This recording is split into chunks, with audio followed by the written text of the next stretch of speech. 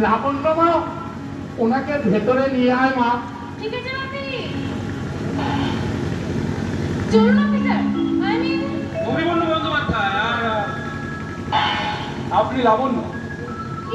আমি লাবণ্য।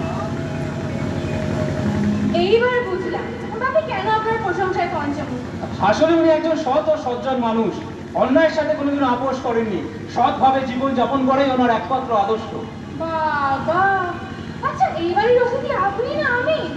মানে জানেন, এই বাড়িতে আমি শৈশব কৈশোর পার করে এখন যৌবনে পা দিয়েছি।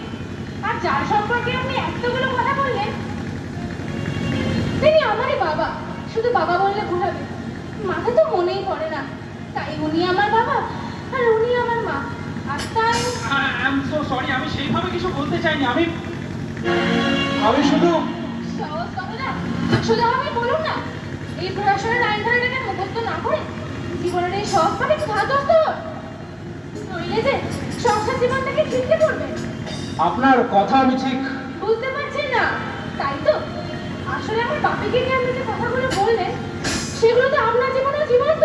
জীবন্ত কিনা জানি না, তবে আমি প্রতিজ্ঞাবদ্ধ। আমি মনে করি এই ভারতবর্ষ তথা শস্য শ্যামল সোনার বাংলা আমার মা।